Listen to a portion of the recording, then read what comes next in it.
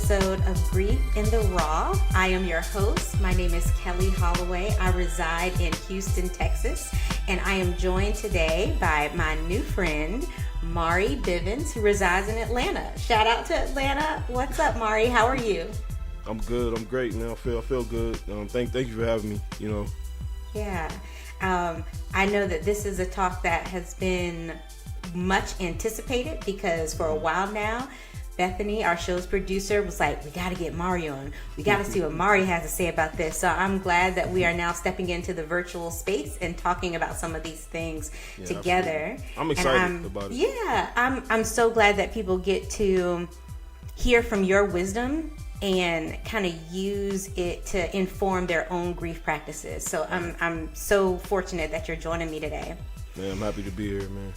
So y'all, this is Grief in the Raw. If this is your first time listening, this is where we unpack grief and pain and loss for us, by us, in a melanated perspective to really help our community heal. And don't we know, in this time and space as it is, there are not many safe spaces, but I want you to think of this as one.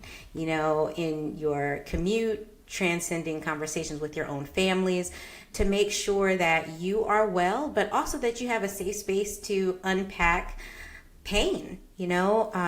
We have a lot of things going on in our world, but also a lot of loss and things that affect us individually. So I'm so excited to talk to Mari today, and I want to give you a little bit more about him before we delve into our questions. So Mariano Bivins is the host of All for the Love. This is a podcast where he explores music, sports, fashion, and culture with depth and authenticity.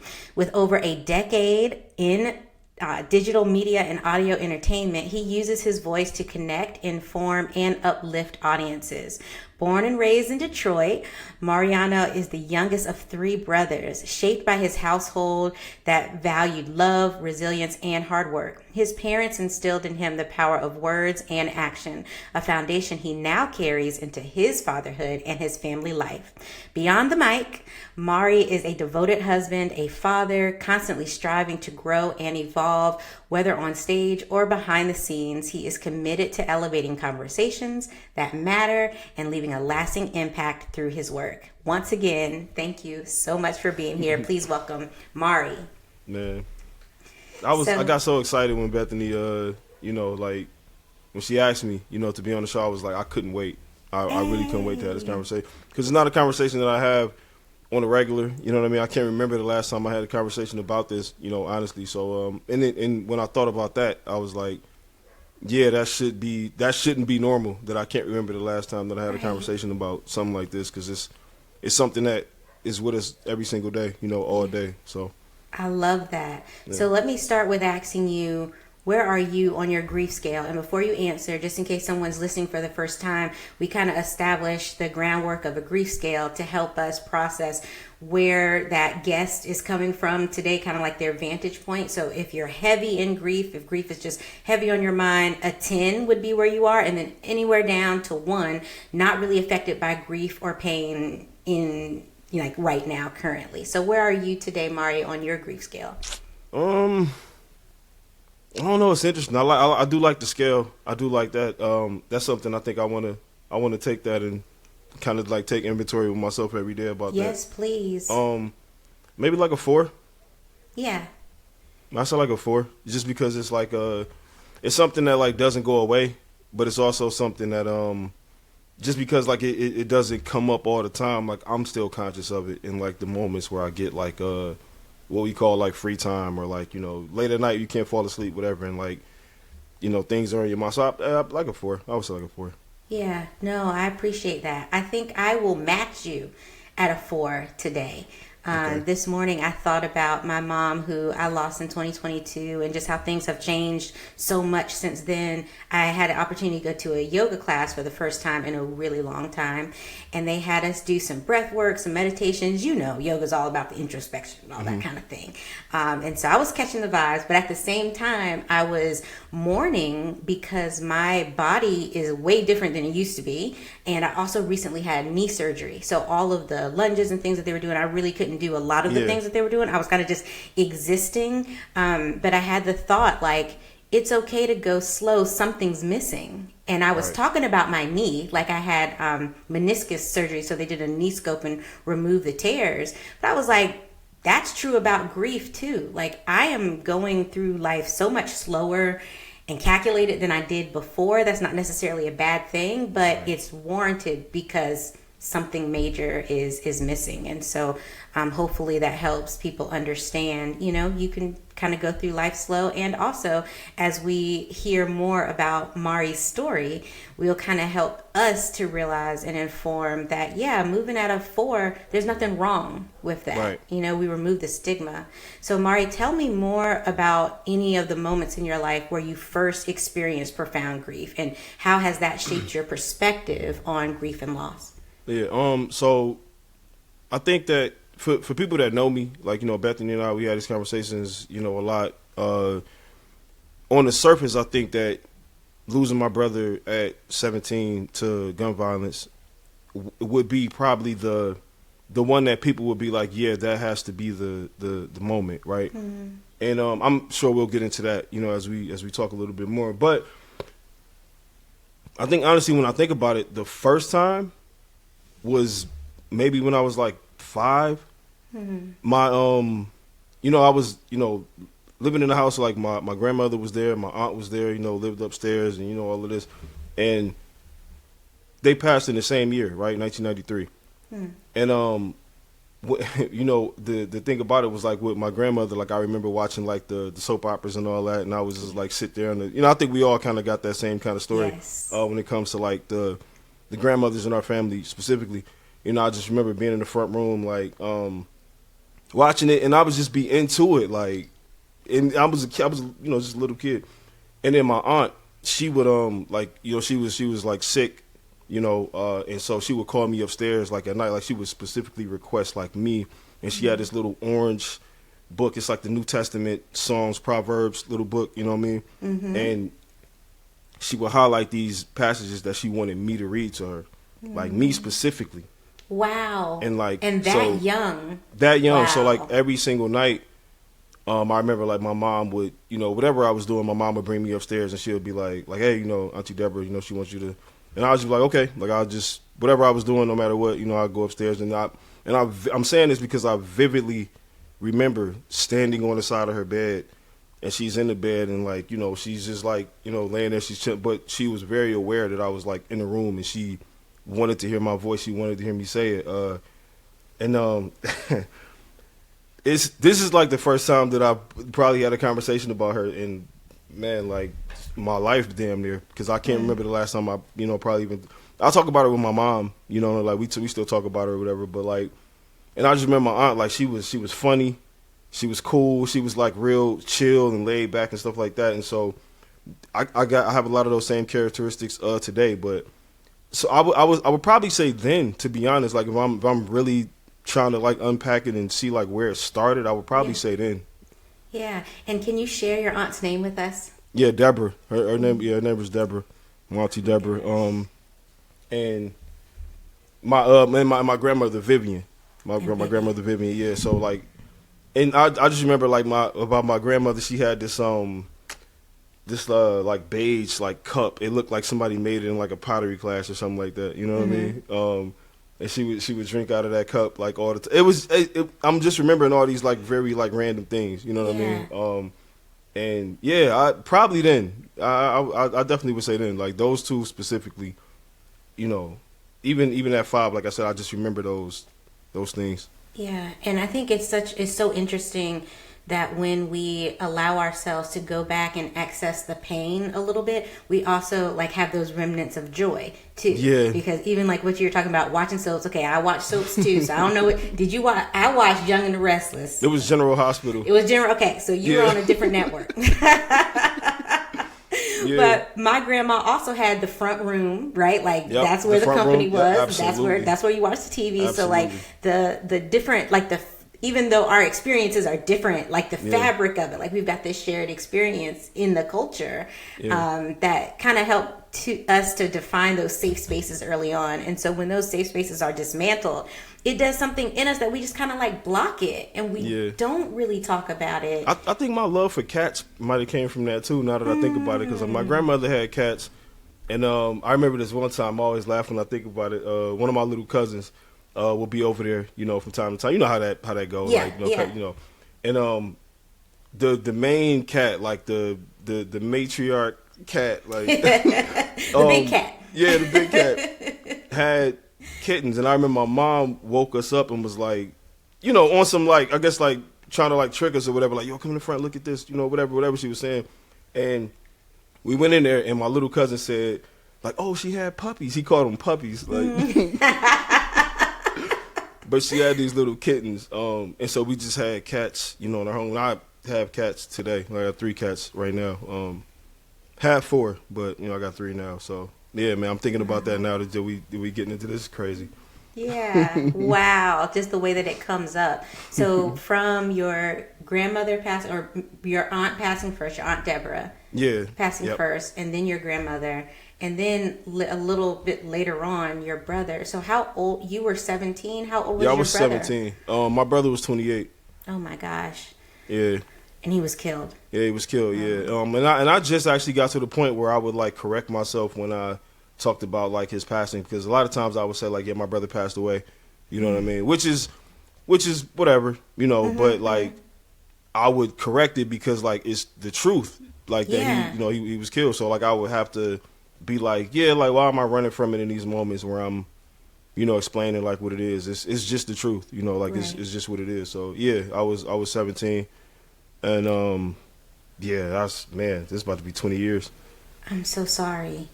And even though it's been 20 years, I mean, there's no amount of time. And I think that that's one thing, the biggest misconception that I've seen about grief, that, you know, people say you go through the phases, and then, you know, grief has a beginning and it has an end.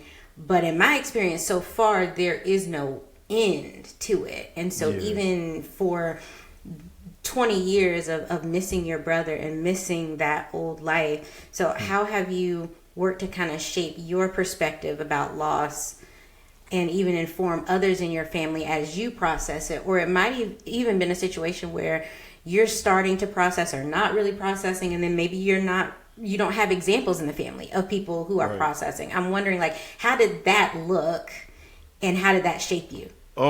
So I remember immediately being in, like, disbelief, you know, about it in the moment. And also I remember that being the first time in my life that I was, like, truthful about, you know, like, somebody asks you, are you good, or, like, are you okay? And, like, most of the time we got to process so much stuff in that moment where it's just like, I don't really want to tell them I'm not, and then have to tell them the reason why I'm not. So, like, we just default to, like, yeah, I'm good, or like, yeah, I'm okay.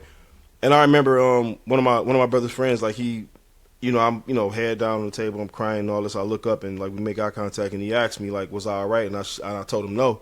I shook my head no, because there was no way, like, there was no way that I could, you know. And I think from that moment, I had like a switch got flipped or whatever, you know what I mean? Because, like, maybe that day or, like, later that day, you know, I'm always trying to find my mom in the house, because, you know, we got a lot of people coming to the house, so she got to entertain a lot of people, and they're consoling her, obviously. But I would always find her in these moments where, like, she was, like, by herself, and I would go to her. And I just remember talking to her about that, and I was just like, man, like, how important it was for, like, art, like, family, like, immediate family, because I was like, I can't remember the last time, and I was saying this to her, you know, it's me at 17, and I was like, I can't remember the last time we had this many people at our house, or I can't remember the last time that we got together, you know, like this. And it's like, for this to be the thing that we got together for is, you know, like, it's kind of wild, because I know that in a couple days all of this is going to go away. Like, I'm telling her this in the moment, because I'm realizing, like, I know the cycle. You know, you've been through so many funerals and so much, you know, grief, that is just like, it's just a cycle at this point. Like, I know that none of this is, you know, I know that their feelings for him was real. I'm not questioning that. It's just like the togetherness of it. Like, after 2-3 days, like, it's going to start, because people got to go back to their life, like, life goes on, you know what I mean? Like, it's just what it is. So That's how I think I processed it. Like initially, like immediately in the moment, was just like, damn, like the biggest reality check, you know. There's a covering in the very beginning. It's like everybody just like embraces you. And I've told people before, it's like when you first have loss, the community like almost like scrambles to catch you. And then after so much time has gone by, and that's not defined by any one thing, it just kind of depends. But after so much time goes by, you have to seek your community, because at this point the community has disseminated back to their lives. Everybody has scattered. I remember vividly, I got so many flowers, and because I'm my mother's only child, all of the flowers from the funeral, you know how, after funeral, sometimes you give flowers to this side and maybe this child gets, but I got all the flowers. So I'm having like rooms and rooms on top of rooms, like flowers everywhere. And these like really nice peace lilies and all those kind of things. And so by the time those peace lilies started to wither, the phone calls had gotten like dwindled down, just like the flowers were. And I'm like, man, to me, it hasn't even been that much time. But then you think like, how long does it take a flower to die? And so all of that I think is valid I'm hoping a good takeaway for folks. That's like, when it happens, yes, be there. Absolutely. Like ground your people and be there, love on them then. But in the seasons after, they're still going to need you. The loss is still a big loss. Yeah. Yeah, no, absolutely. I don't know. Like, there's even a lot of times where I have, like, these moments where I'm like, every year that I've turned after 28, I've always thought to myself, like, I'm older than he was. So then, like, every single year is just, like, added to it. It's like, I'm about to be 37. And there's still things about him that I'm trying to aspire to be. Like, his character-wise is just like, man, like, how was he the same way that we look at, like, Biggie and, rappers for that, and we like, oh, man, like, he would have been so this. He was so young. He was so, I'm looking at my brother that way, and I'm just like, man, he was so young, but it felt like he had it, like, figured out. Because there's a lot of things about, when I remember him, and I'm thinking about, like, the way he was with his kids, the way he was with me, with just, he was a lot of things to a lot of people, and it never looked like it weighed on him. Never, ever. Like, if it did, he was the best at hiding it. But if it didn't, it was just like, man, like, how, bro? Like, how were you all of these things to all of these people? Like, how? Wow. And still had time for yourself, too. You know what I mean? So, like, I think about that a lot. And your brother's name? Andre.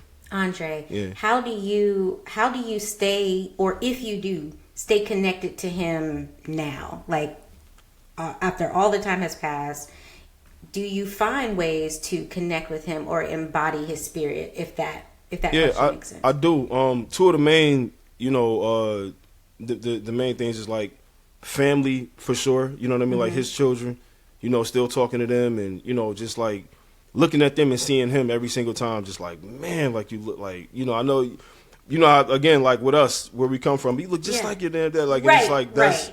It's like that. But then there's also, like, music. A lot of music that I would hear him listen to when I was younger. Like, I go back and I listen to those. And, like, when I'm driving or something like that, and it just puts me back when I was riding around with him and he was listening to this. Or, he pull up and we have a conversation about it or whatever. Because he was, I don't know, he knew a lot, man. He knew a lot of stuff that it was just like, how do you know this? Like, what? How do you know? You know what I mean? Like, it wasn't like the internet is like how it is now. It's like, bro, how? Where are you getting this information from, bro? Yeah, how did people? That is a good point. Like, how did people find out information? Like, there was no before Google, there was other no people Chat too. GPT. Like, what? Like, he would be the guy that's like, wait, what? You what? Like, nah, it's So music, family, and then just a lot of times, like I can't remember what I was watching. I was watching something. It could have been a movie or a show or something like that, and it was somebody was talking about losing a loved one, and they were saying that they thought that they was forgetting how their voice sounded, or they thought that they was like losing that. But like his laugh and some of the stuff that he would say to me, I can still hear it like very clear, and I'm grateful for that. Yeah, because I was scared that was gonna happen. Like, it's been so long since I heard it. Like, do I even know what it sounds like anymore? Like in my head. And I remember this one time, man, like just losing him, it hurt. And in that moment, you're trying to process a lot. But it was one thing that just, like, it felt like it just kept dumping, like, buckets of grief on my head. Like, when it happened, There was this one time he was like, he was locked up, you know, or something like that. Mm-hmm. And he called me. I stayed home from school this day or whatever, like just for whatever reason. And it just so happens that like he called and I answered and he was like, hey, I need you to call, you know, somebody for me. I need you to do, you know, whatever. So he'd make this call. I put the phone down, pick it up, make sure he good, whatever. And before he got off the phone, he said that he loved me. And I remember in the moment when he said it, it made me feel good. But like, man, like when I lost him, oh, it crushed me to like just keep. It was like on a loop in my head, and I couldn't stop it. It was heavy. You know what I'm saying? Like, yes, it felt good to hear it, but I was just like, oh, like what is the stop? Like, let me, right. I can't, like, not it's right too now. Much. Yeah, it's almost too much for the brain to process. It's still like, too much today. What the soul goes through. Like, it's still too much today. Yeah. It's still not a burden that I'm comfortable with. Like, it's just like, oh, like, man, stop. Because it's a lot. Because I know he meant it, you know? Like, I know he meant that. And what he meant to me, hearing that from somebody, you know what I mean? Like, hearing I love you from somebody who you love is crazy. Yeah. It's crazy.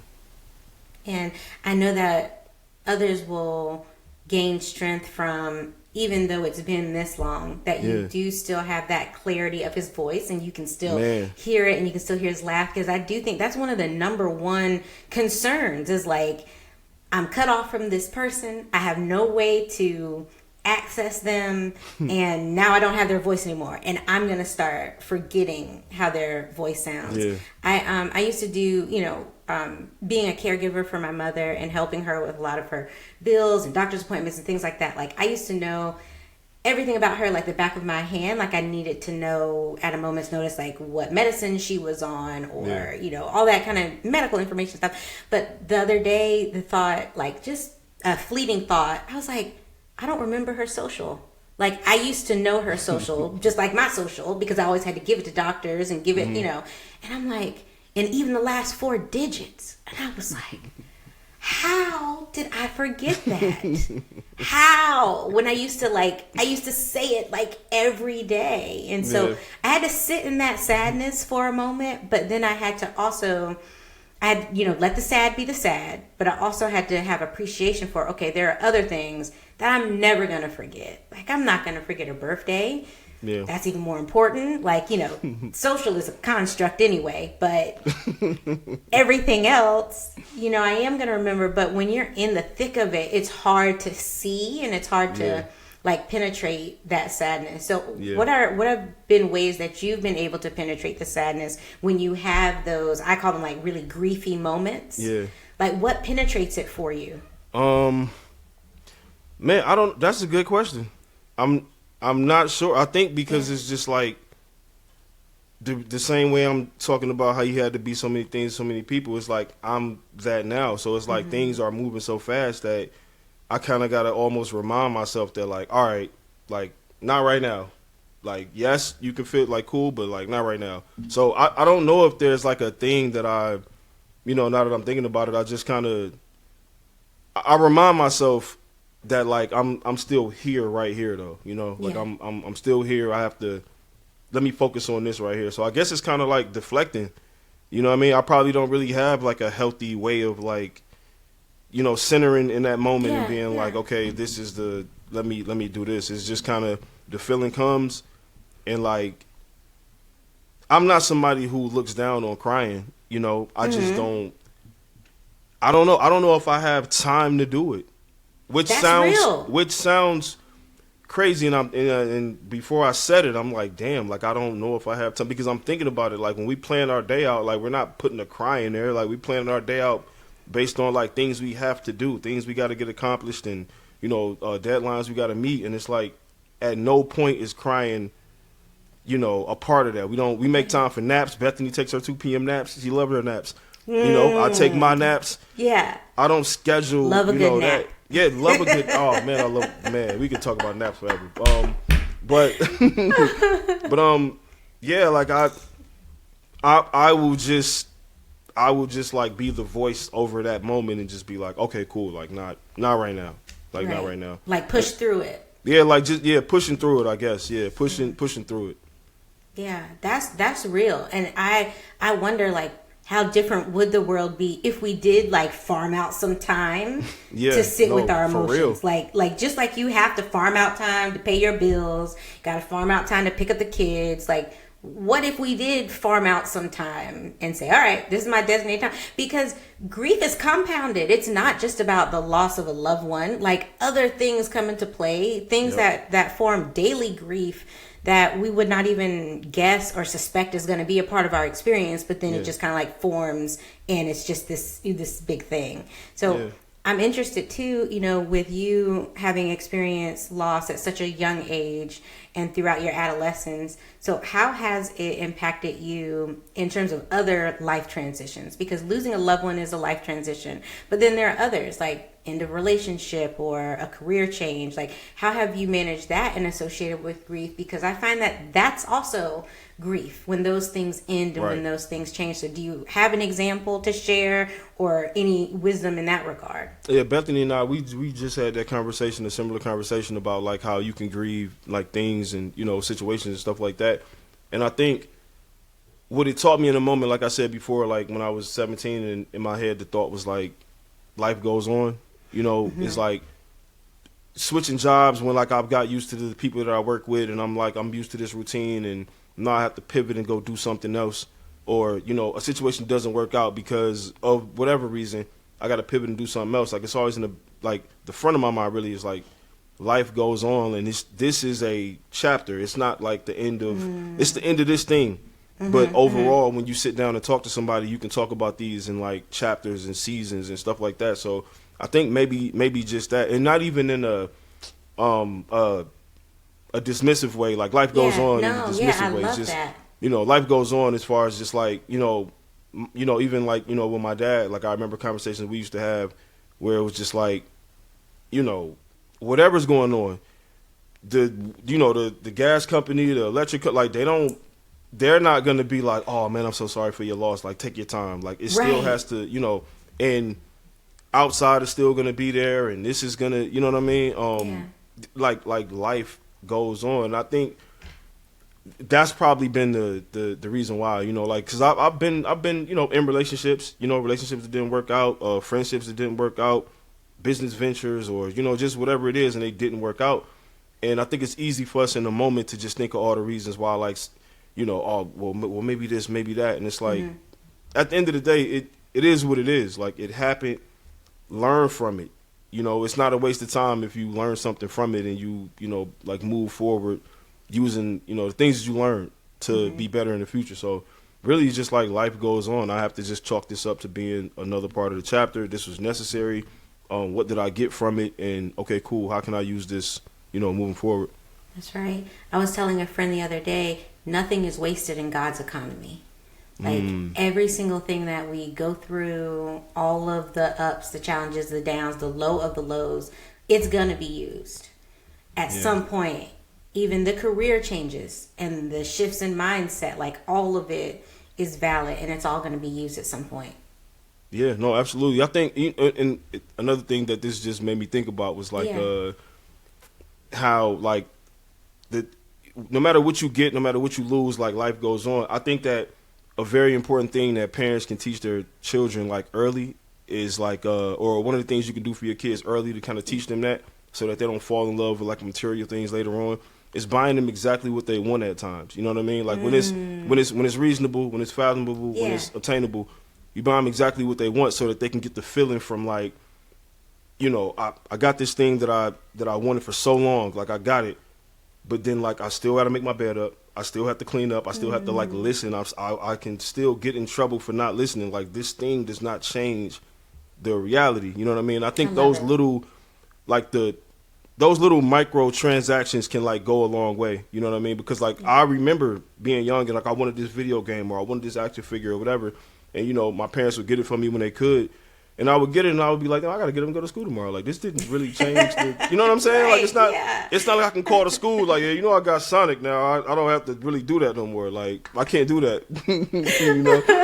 So I think it's an important teacher getting what you want, because a lot of times, like I said, we listen to music and mainly like rap or you hear these celebrities, I got this and I got all this because when I was young I couldn't have it. And they still aren't happy when they make those purchases because it's like you were probably never going to be happy with that. You got to be happy on your, like, before that. That has to be a bonus. That has to just be like an afterthought, really, like the material things and, you know, stuff that can just, it can break and go away, like whatever. You have to look at that as a bonus. It can't be, you know, your everything. So like it's So getting it for them in the moment kind of takes some of the power away. Yeah, because now they know what it feels like. Yeah, they know what it feels like to have it. So it's like you're not willing to like trick off your morals and your values to get these things because you don't know what it feels like to have it. You know what it feels like to hold these shoes in your hand. You got them. You wanted them.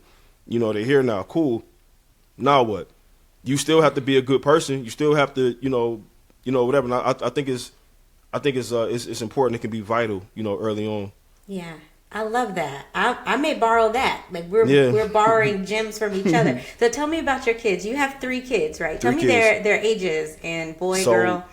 So 2 girls and a boy. One of them will actually be 16 tomorrow. What? At the time that we're recording this. Happy birthday! Happy birthday! My baby girl will be. She just turned 10 this past year, and then my son just turned 6 in December. Yeah. Wow. No more. We good after this.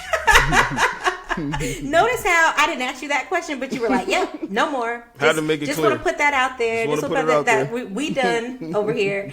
I get it. Listen, I want to get into this social media clip, and then I want to get your thoughts on it. And we all know, I probably don't even have to set it up, but it's Marlon Wayans, and he's talking about loss. I don't know. You might have seen his show, or it might be a special documentary. It's called Good Grief, but he's talking about it in an interview here. So we're going to play this, and then I want to see your thoughts because I think it's relative to what we're talking about. We had a whole conversation of how grief has elevated people's life. That was our conversation this morning. This whole day was how grief made life better for people. It did. I mean, I miss my parents. I miss all 61 people now that I've lost. But it's done, that pain, that suffering has done something to me because I have to rescue myself from depression, despair, and hurt. And so doing that, now my comedy is not just comedy. It's actually, I'm healing myself, but I'm able to heal others as well. Yeah, so in the process, right? Yeah, man, I'm in a great place. This is magical. And I got my parents, man. I got my wings. So I can say with confidence, I'm about to do some wonderful things. Y'all gonna see a bunch of things about to pop off. Y'all gonna see you like, that nigga wasn't lying. So how do you feel about that clip? How does that resonate with you? Man, I think shout out to Marlon Wayans, number one. Yeah. I do love like this part of where he is now, where like every time I hear him, he's being transparent and he's like, you know, I feel like because he's done the work and he continues to do, you know, to do the work, he's sharing it with us because I think he's excited about it and like he knows that it can help. But that specifically, man, so when I was younger, like again, losing, you know, my grandmother, my aunt, which, you know, I'm much younger than them. You know, my older brothers, they're 11 and 13 years older than me. You know what I mean? So like when my aunt, when my grandmother passed away, you know, my brother Dre like was devastated. Like that was his pivotal moment, I think, you know, in grief. And so, you know, me looking back at that, I used to always look at him because like I admired him so much. I've never wanted to be like an athlete or a sling, like it was just him like that from when I was a kid. I just wanted he had the waves, you know, he could dress. Yeah. He was funny. The girls liked him. He could play basketball. He could throw a spiral. Like it sounds like, yeah, I'm talking, you know, obviously that's how you talk about your brother, but it's facts. Like he was that man was perfect to me. I was like, yo, what can he do? Like what's the, you know, so I say that because what Marlon was saying, I used to almost like rely on him to be my strength. Like as I got old, because I would think about it, I would be like, man, like the people in our family when they get older, they, you know, start to go through things like they're gonna start to pass away. What am I gonna do? And it's like, well, I got my brother. You know what I'm saying? And if he's strong, then I can be strong. And if I can see how he react to it, then I can, you know, whatever. So losing him, made me tap into a part of myself that probably was always there, but I didn't ever think that I would have to, rely on it. Like, not thinking, just like, I won't have to rely on my own strength. I'll have him to be the, whatever. And so when he passed away, I was just like, damn, like, what am I going to do now? What am I going to do now if I go through another, because that was it for me. Like him, right. That was, you couldn't get any higher than that, like in my eyes of like, admiration. So it really made me understand how strong I really was. When I sat back and thought that I needed to be saved all the time, or I needed to be, supported all the time, and just like, it made me realize that like, you are strong. You just probably haven't had to be that yet, but now you do. So like, now what? And I had to tap into that. Yeah. I find it interesting, and I appreciate how I think the caption might say how grief made his life better or something. I think that was just kind of like a hook so that people would actually click on it and listen and engage. But he was like, grief has elevated my life. Like, we're not talking about necessarily better, but it's elevated him to a deeper understanding of life, what it means to love someone, what it means to have courage and go out for things because you've been through the lowest of the low. And for you to find that strength, that like your brother was your anchor, and you're thinking all your strength came from him as a source. When he was, I was going to say the word eliminated, which is not the word that I meant to say, when he was taken out of the picture and brought into a different picture, right? Like, that source wasn't him. It was with you always, and that source is God. That's how I see it. And as you've explained that, it's made me think about, all the eggs I put in that basket that was my mom, and how we kind of idolize those that have passed. And that's not a wrong thing to do. Like, we love our people. They are role models to us for good reason. But then when they're not here anymore, I think that's why it's so hard for us to find our courage and our voice again. And it gets kind of withered a little bit or misconstrued because we don't have them anymore. And they're such a big part of elevating us. So I'm so encouraged to know that even after his passing, or even in the wake of his passing, you were able to find that of yourself. And you know what else too? There was somebody who, lady friend of his, she came over to the house, after he passed and everything. And, she had this box, and she was like, he had this at, the house and everything. And I'm just like, all right. And I went through it, and I found some cards that I gave him for his birthday. And, I was like, damn, like he was. And she would tell me, like, he would talk about you all the time. And, he would always talk about, like, how smart you were and, this, that, and the third. And I was just, that crumbled me again. Because I was just like, oh, God, like, of course. Of course. Because it's not that, like we didn't sit down and have, like, conversations that we would have now would be different. But, like, we didn't sit down and have conversations where he would say this or whatever.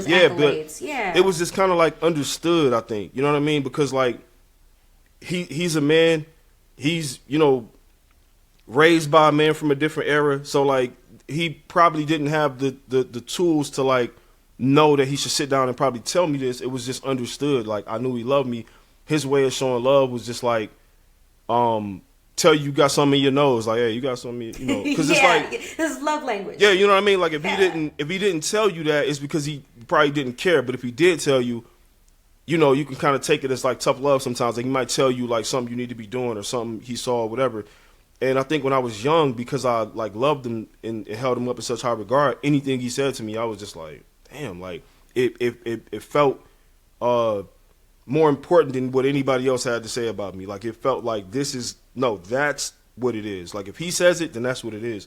So, I think about him in that way. Like like I said, the way that he expressed himself to me, and like now that I'm older, I go back and I just think about all of those moments where like he didn't get a chance to like say that, but I knew it. So when she confirmed it for me, I was just like, damn, like this is you know, it's just to hear the way that he thought about me, like that's my hero. So like the way that he thought about me made me more confident in myself, you know, even after he was gone. It was like, damn, that's what he thought, like, really.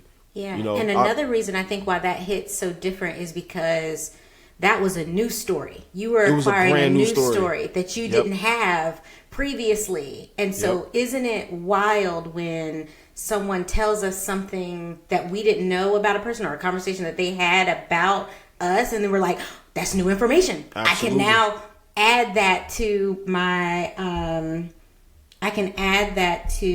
collection of thoughts and feelings, and organize that in a way. And it made me feel more important too, because like his life was, you know, like he had the cars and he had the clothes and the shoes and this, that, and the third, whatever. But it's like you still kept my birthday cards. You know what I'm saying? Like they could have went. It could have went anywhere. You know, I wouldn't have.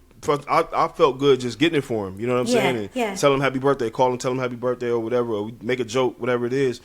And so like to know that you made a space for like my car specifically, like it as much good as it did for me, it crushed me too at the same time, because it was just like, man, that's somebody who I think about like still to this day, who I always think like, what would our conversation sound like right now? You know, like what would we be talking about right now? What would he say about me? You know, like today. So yeah. I want to pull the thread on a cloth that you said earlier when you talked about how your brother as a man may not have had those tools to communicate love or to communicate that language. So if we're looking at grief as a language and a dialect, right? How have you been able to express your grief, and how have you been able to let others in your village know, other men in your village know, like it's okay, you know, to show grief or to express that you're in grief or pain or whatnot? Or how have you informed the village of that? So I've been, I guess in that regard, like I've been privileged in a way to like share that space with people who have gone through similar things. And so when we sit down and we talk about it, it's a way of us to just be like, I'm not even going to sugarcoat this. Like, this is how I feel, and this is how I feel, like, a lot of times. And then, like, you see other men who, you know, you view as, like, tough and, you know, whatever. And it's just like, like, they let their guards down, you know, in those spaces. And, like, they'll tell you, like, no, bro, like, I cry for my brother. I cry for my dad. I cry for, you know, this person, that person. And so being able to relate, you know, to people in that way has helped me be able to communicate that. Like, I had a friend, I won't say his name, he lost his brother and a couple years ago, right? And I knew his brother. I met his brother, knew his brother briefly. He lost his brother, and I remember I didn't know what to say to him because I didn't know what I wanted somebody to say to me, you know, when it happened to me. So the best thing I told him was, I was like, look, take as much time as you need. I'm here for you. You know, my sincere condolences. Whenever you want to talk, you know, let me know. And I wasn't expecting a response from him anytime soon. I wanted, because I know how that feels. Like your phone is blowing up, and you know the doorbell won't stop ringing, and everybody's pulling up or whatever. So like I put that out there and I let it rock. And he called me one day because, you know, he knew about my brother. You know, we talked about it before, but he called me one day and he was like, this dude is a man. You know what I'm saying? Like, this is like my guy. Like, this is not some, you know. Yeah. This is my guy. I don't share my energy with just a lot of people. You know what I mean? Right. Like, you know, and you know, Bethany knows that. So I'm painting the picture. Like, this is a stand-up dude. So he called me one day and he was like, man, how you do it? And I was like, what you mean? And he was like, man, like, how you go on with that? He like, I never felt nothing like this before. You know what I mean? Yeah, And I kept it. The best thing I could do for anybody I love is tell them the truth. You know, and I told him, I said, man, it's tough and it gets harder. Like, don't let nobody lie to you and say like, that's real. You know, oh, it's going to get easy. I said, you might find better ways of, you know, putting that energy into something, but I promise you, bro, like, you're not going to stop missing your brother, bro. It's going to hurt some days more than others, you know, and then you're going to go through periods where you feel like you've not gotten over it, but you found the way to be like, you know what, I'm at peace with this. And then the next day or the same day, you're going to be like, nah, I'm not. This is still, you know, I'm back to where I started. That's and so powerful, Mari. But I had to tell him this because I'm like, man, I don't want to lie to you, man. Like I want you to, when you feel those feelings, I want you to think about me and remember I'm telling you this. It's going to be hard. It's gonna be hard, bro. Like that's just what it is, you know. You love your brother. You know, we saw this manifest, like even Kev on stage, right? Like we've seen him post about his brother multiple times, and even saying about how like the intrusive thoughts of like everything he does, from brushing his teeth to driving the car to being, you know, wherever, that it just like the flood. And I remember seeing you commented on that. Like, what are your thoughts there? Number one, I've never met that brother, but I see his content a lot, consume his content, and you know, so shout out to him, shout out to Kevin on stage. Shout out to him. That clip, and then I remember he put out like more after that. We was just talking about grief, and it's so true because it's like a lot of times I'll be good, having a great day, and I'll be at like a gas station or something, and I'll see a Minute Maid lemonade, like the little 20 ounce or whatever, and I'll think about my brother because every single time he came over, he would have one. He would have one in his car, or you know, I would know he was there. If I came home from school and I seen one on the table, I'm like, oh, Dre must have been here. Like he was, you know, little things like that. It's these moments where, like I said, I'm just not even thinking about it, not necessarily thinking about it. I'm doing whatever, and like I hear his voice, or I see something that reminds me of him, or I'll see my own reflection. And, you know, a lot of people say like we look alike, and I'll just be like, man, like this, you know, like dog, I'm supposed to be able to tell you about. I'm supposed to be able to call you and be like, man, dog, your nephew just, you know what I mean, man, your niece just.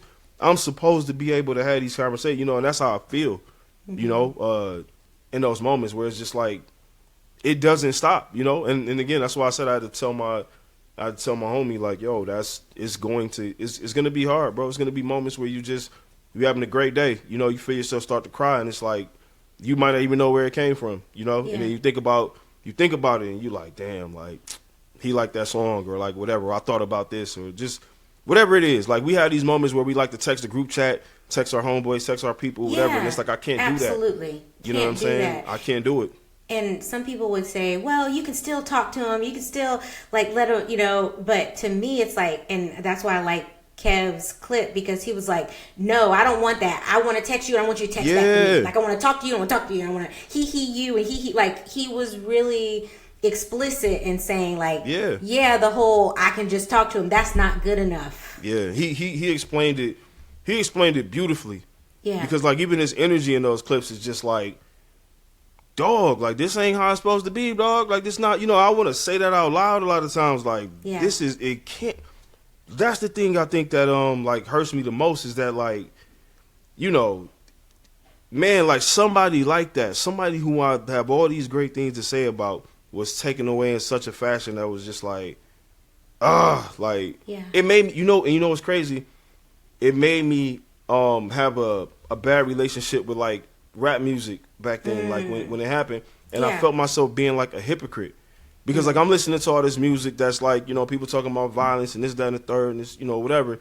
But then like when it happened to my brother, I had a hard time listening to it. I had a hard time hearing certain things, and so I was just like, man, like this is not good. Like this is not a it's not a feeling I'm supposed to have. You know what I'm saying? Like I'm not supposed to, and it probably was never good, but like now that it affects me personally, I'm hearing it different. I'm listening to things differently. I'm processing things differently. So it's like, even now I have to, you know, I'm still doing the work, you know, so I still listen to music that, you know, promote certain things. And I'm just like, you know, I like to keep it at a certain, you know, a certain dosage of it. You know what I mean? Like here and there you hear songs and you're like, okay, that's a good song, whatever.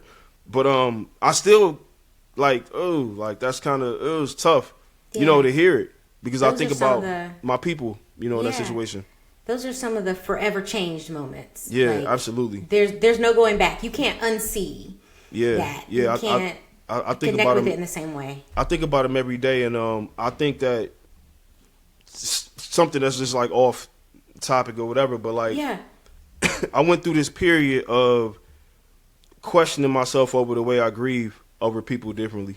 Tell me more. So my dad passed away in 2018, right? I'm sorry. my son was born in 2018.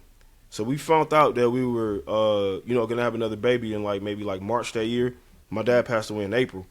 So he didn't even get a chance to know that we were going to have a baby or anything like that. So we ended up finding out, that we was having a boy, I think around Father's Day, something like that, maybe, or it was maybe something like that, maybe a little bit before. And so immediately I was just like, oh, damn, really, just, you know what I mean? Right now is when I find out. So the original due date was it was Christmas Eve, right? My dad's birthday is December 8th. My mom's birthday is December 7th. So as we got closer to that date, they told us that it was going to be sometime around that, whatever. And they had to schedule, C-section, for this. And the only days that were available were it just couldn't be on the weekend. It couldn't be Saturday or Sunday. So I was going back and forth in my head about what day did I want between the 7th or the 8th. You know what I mean? Did I want to have it on my mom's birthday or did I want to do it for my dad's birthday? Wow. And so I sat back and I had this conversation with myself and I played it out as if I was talking to my dad. And I knew that he was going to say something look, I appreciate you for thinking about me, but give it to your mom. Come on. She... Yeah. I ain't tripping, Yeah. And I can hear him saying this to me, so I chose the 7th, and then come to find out, we couldn't do it on, the 8th was on the weekend, so my mom got Friday, so it was a day, that it was that day, or it would have been, later. I say all that to say, when I think about my dad a lot, and this was the conflict I had, when I think about my dad, I didn't get as sad as I did when I thought about my brother, and it bothered me for a long time that I was just I'm why am I not... You know what I mean? Why? What's the disconnect? Why am I not that? Why do I feel more at peace with my dad? Passing than I did with my brother. And it took me maybe longer than it could have if I would have went and did to therapy or something like that or whatever. Yeah. But I worked it out on my own, and I felt good about it when I got the answer to it. What I think is the answer, and what I think the answer is, I got a chance to see my dad live what I would call a full life. Yeah. You know what I'm saying? I saw my dad eat the food he want to eat. We go out, we get some beers, and we break bread together, and we do this, whatever. And he was a couple months shy of 70. You know what I mean? When he passed, still a young man, but he lived what I would consider to be a full life for him. And my brother was taken away at 28. You know what I mean? So I felt more at peace with my dad passing, which like I said, I know now from just doing the work and just constantly going back to that conversation, because it really bothered me for a very long time. Man, why don't I feel this way? Why don't I, grief is tricky like that. You grieve people in different ways, and you don't want to compare it, but it's just you can't run from feelings. You can't hide from the feelings. So I just used to be up at night, damn, why, what's the, and then just one day, I was oh, maybe this, because I can tell you that my dad passed away, but I have to tell you that my brother was killed. You know what I mean? It's different. It's a different, level. So like I said, off topic, but it was something that I just thought that's about. Very on topic. You're right. That's the target, right? Because it helps us so many things. But what I keep coming back to is when people say you have to do the work, and you just commented that you were doing the work. The work. And I think a lot of people wonder, well, what does doing the work look like? And to me, it's examining. You were examining those emotions that you were having. You were asking yourself those questions. You were trying to figure out, okay, you were noticing, but also you were self-aware. Yeah. I think that when you're doing the work, it means that you become self-aware. You evolve to a point that says, okay, I know something's off, but let me put a frame to it. Let me figure it out, because if you don't do the time to do the work, it will take you under. And those unanswered questions become trauma. Don't we know it? And I didn't want that. That because I do my best to show up for my kids in a way that's productive and positive, and I try to make sure that none of this bleeds over into my communication with them or my feelings with them. You know what I mean? I'm conscious of those moments, and so I'm conscious of okay, this, I have to separate this from that. You know what I'm saying? In this moment, I got to be this. Pause for the cause, because that gym deserves to be amplified, magnified, studied, and observed. I need fathers all around the world to hear this. Mothers too, of course. Yeah. But for a father to say, I don't want what is affecting me mentally to be thrown on my children. Like, that is, to us, is so simple, right? But it's a blessing because everybody doesn't get that. Everybody doesn't understand that, and they don't allow themselves to do the work to make it so that they don't. But we know the other side of that coin of what that does to children. So please share even more gems or inspiration that you have in terms of, like, how did you make that decision, or how do you, even if you have an example of making sure that you're well so that your children are getting the best parts of you. Right. Yeah. So I think because, like, I keep them first.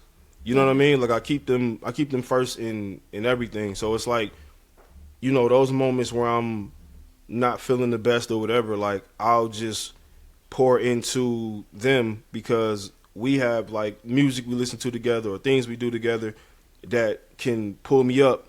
You know what I mean? Instead of like me pulling them down to, like, you know what I mean? Like, to get, like I said, some of that energy to let it, like, bleed over and start to mix. And when it does bleed over, I make sure it's the good parts. I make sure that it's like, I make sure that the things that my dad and my brother taught me are pouring it, like, the positive things are going, like, you know, this way. So, like, they didn't do all that work in vain. They didn't, like, you know, help raise me and, like, give me these gems that I, you know, take with me every day for me not to give it to my kids. So, like, when I think about them, it's okay to let my feelings about my dad and my brother, like, kind of, like, take space with my children. Yes. But the right parts of it, though, you know what I mean? Like, what they taught me, how they made me feel, you know what I'm saying? And again, like I said, my dad, my brother, they weren't, like, they weren't perfect men because, like, they were doing the best that they could. Everybody's doing the best that they can. Like, they're doing the best they can with what they have and what they were taught, how they were brought up, what they saw.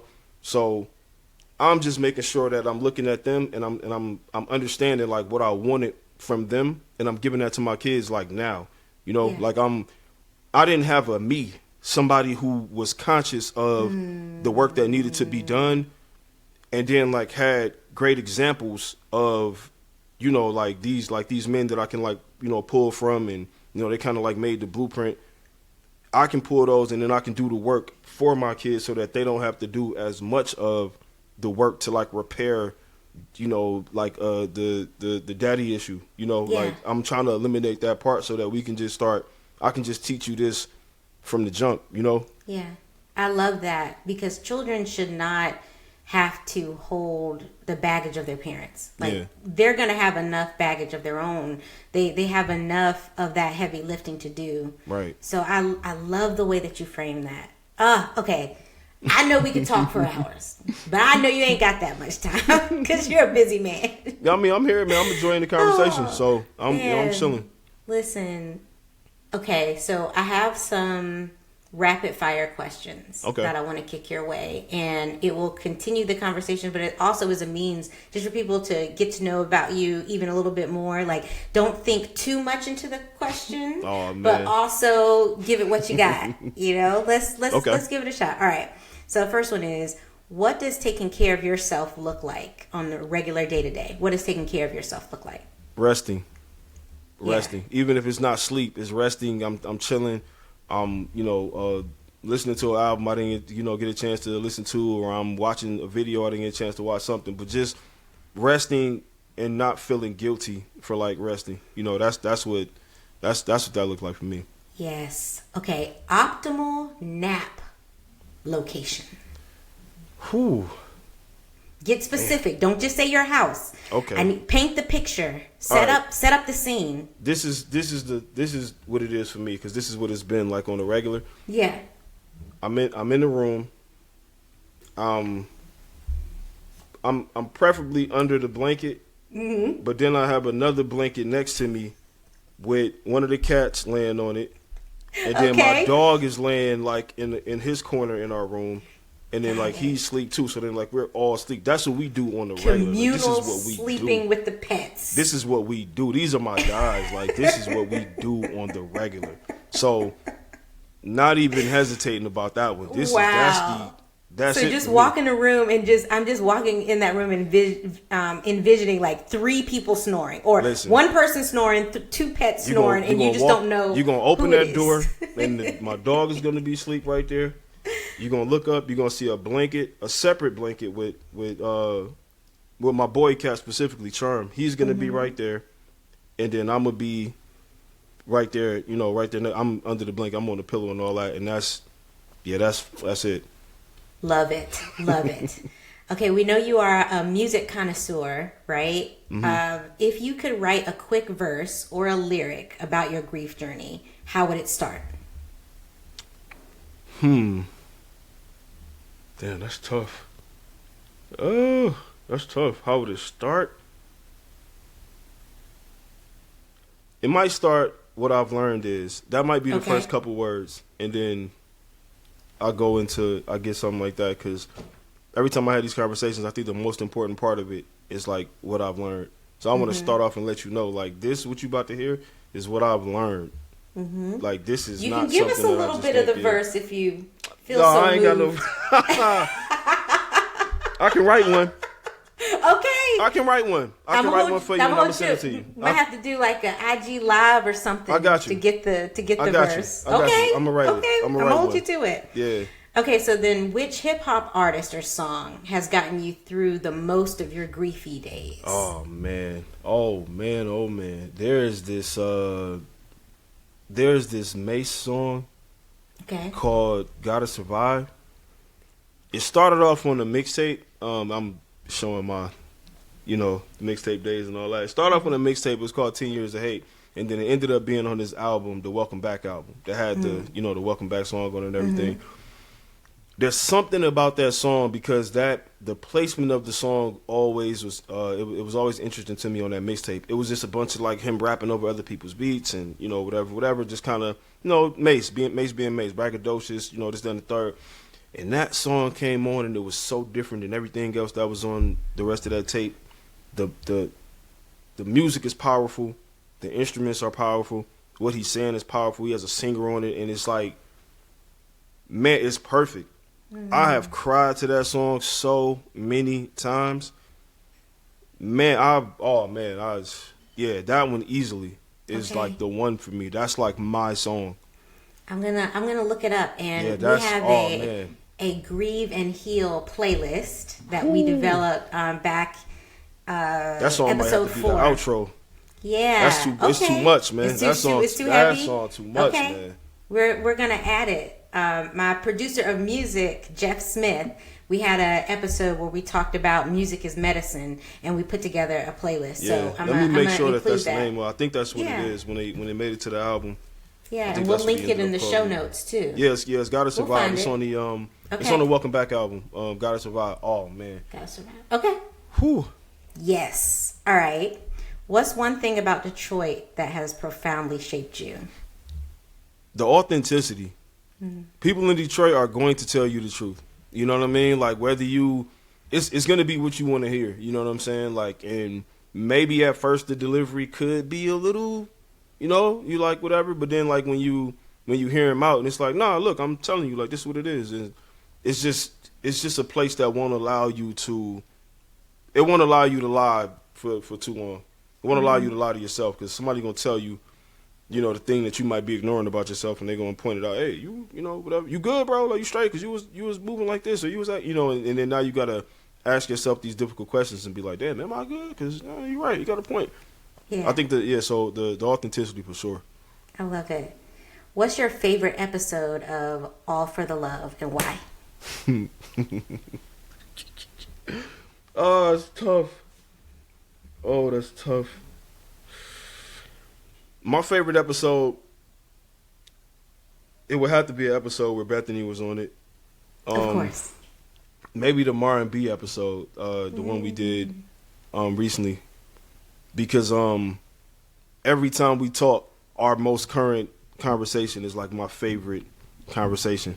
Yeah. Always. Like anytime we ever record. That's why anytime she's like available to record, I'll move things around to record. Like, yo, like what about this day? Like, can you pull up? Can you do, you know what I'm saying? Yeah, like, because the conversations that we have are always like, they're never like surface level, whatever. We might talk about whatever's in the news cycle for a couple minutes or whatever, but we always end up having like a real conversation about something, like a real conversation about parenting, relationships, just like perspective overall. So yeah, probably any episode with Bethany, but the R&B, the one that's entitled R&B. Nice. Do you have a parenting mantra? And if so, what is it? Not necessarily. I think overall it's just like to be better every day. Like I take inventory every day. Mm-hmm. I was talking about this on the last episode. I take inventory every day of like, was I as present as I, should have been? Did I say anything that didn't need to be said? Should I have said more? Should I have said it in a different way? Just like whatever, like did I show up for them in the way that they needed me to? Just kind of like I always want to make sure of that. Like I don't go too many times like walking past my son without like saying something to him or like just interacting with him, same with my daughters. Like it's just I want to make sure, you know what I'm saying? Like it's because a lot of things get lost in those moments that we don't take advantage of to like talk to them or, like the other day, like my son was he came from school, changing his clothes. And he was like, Daddy, and I'm like, what's up? And he was like, I love you. And I'm like, I love you too. Like, randomly, you know what I mean? Like, so he knows that, like, the line of communication is open for us to just, and he's 6. So it's like, but he knows that he can say that. He doesn't feel like he needs to suppress his feelings for me. To him, I'm probably a huge man that's just like the big, big presence. But it's like he still feels that he can communicate that feeling to me because that's what he's feeling and I can get that right back to him. So I think it's just being a little bit better every day. Be a little bit better every day. Yeah. I love it. Okay, last 2 questions. What has grief taken from you? What is it taken from me? I don't know. Maybe it's taken like some of the innocence. You know what I mean? Like where it's like you kind of like moments where you would like to give things the benefit of the doubt. You kind of always are like, yeah, but I know better. You know what I mean? Like I know. So it didn't take away anything that I would say like I'm missing now. That's like like to a detriment. But it took away some of me being able to just be kind of like oblivious to things and like that fairy tale kind of like way of think, which is cool. It's fine, but. It's taken away like my I don't know, like my view on things. Like it's just changed. Like it's just I know things are real, so I can't treat them like they aren't. You know what I mean? Like I have to treat them. Yeah. So I'm not intentional. All lollipops and it took away like a lot of it cleared up a lot of things. I can't even say like it took away. So it cleared up a lot of things. It cleared up for me like understanding like the importance of like having a good circle and not just like a lot of people, like having specific people, intentional people, in there. So that's probably connected to the answer to the last question is, what has grief given you? Man, it's given me strength. It's given me clarity. It's given me purpose, really.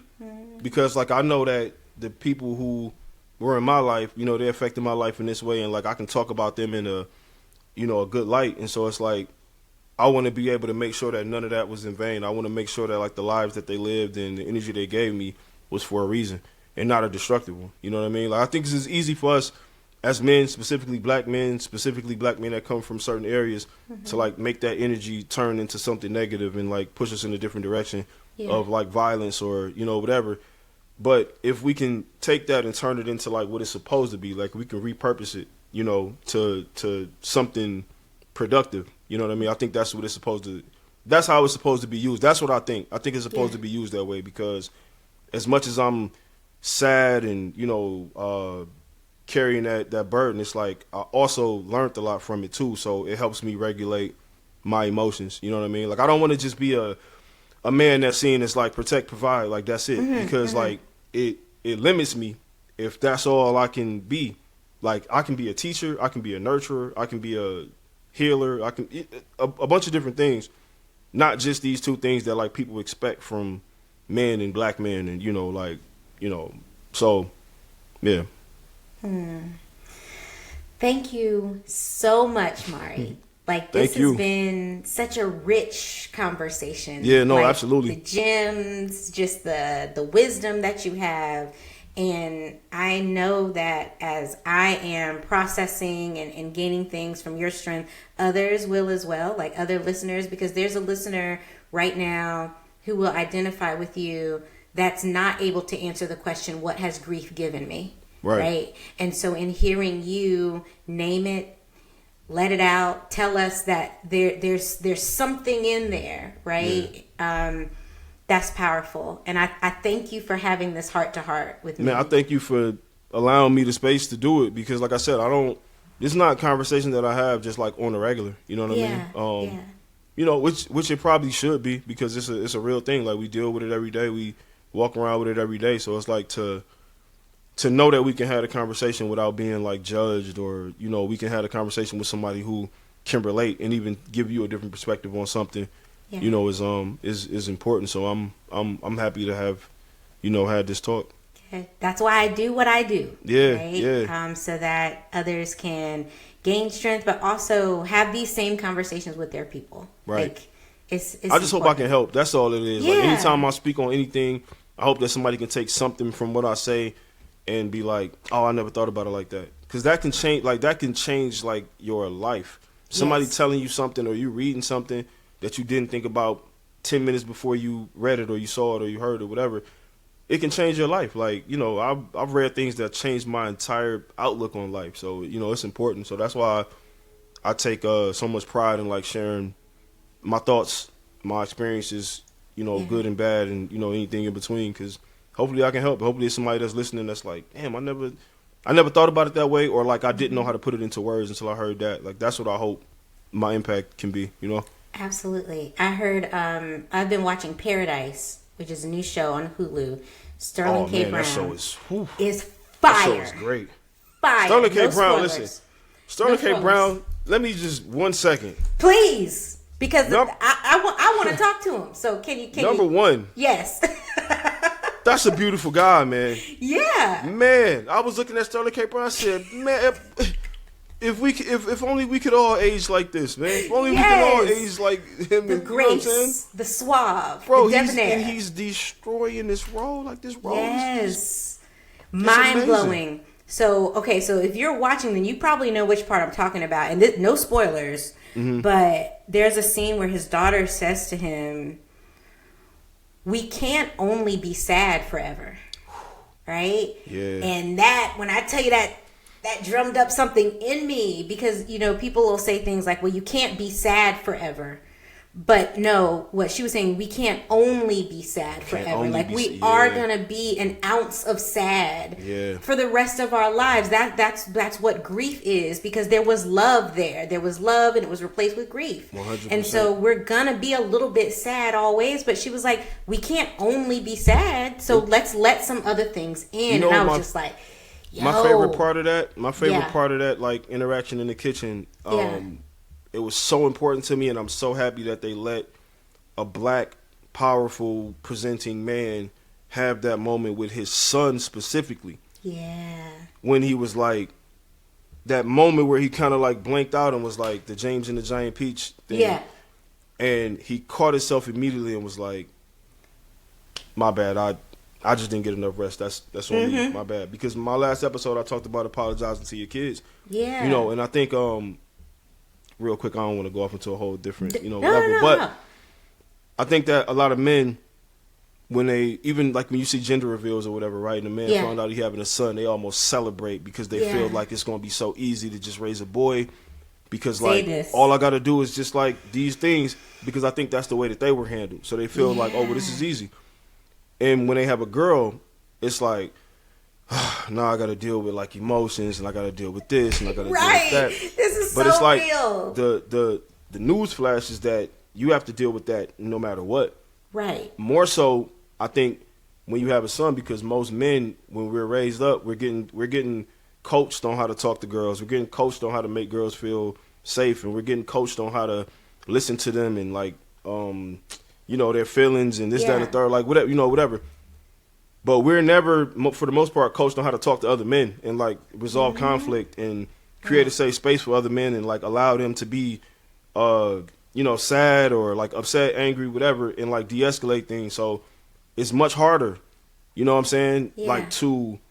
It's much harder to do something that you've never been taught how to do than it is for you to lean into a role where like your whole life you've been taught how to, not for the most part. I know a lot of people probably aren't taught that way, but like to roll out. I was taught to, pull the chair out to make the women feel safe. Even my brother, girls come over to the house or whatever.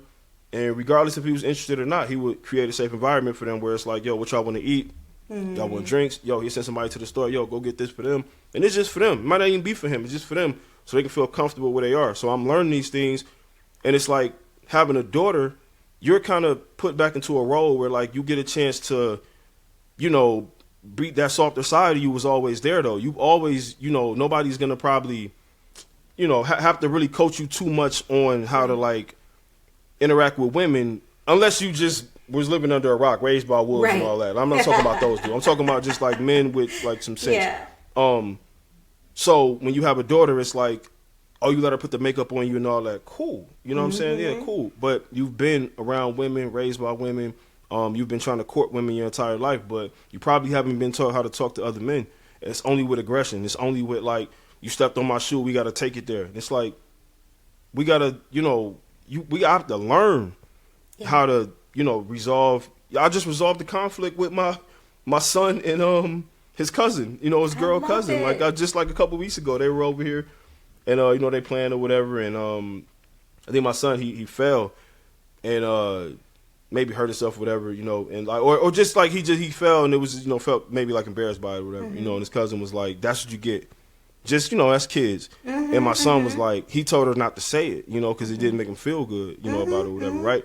So instead of me being like, yo, like, whatever. Yeah. I saw what they was going through and I said, look, I asked her because she apologized to him. She didn't want to do it, at first or whatever. She was just like, no. I said, look. I said, bro, would you give her a hug? And he was like, shaking his head no. And I said, look. I said, well, if she apologizes to you, will you give her a hug? And he's like, yeah. So I told her, I said, look, you said this to him. He didn't like how I made him feel. Can you just, you apologize to him, y'all, whatever. So she did it.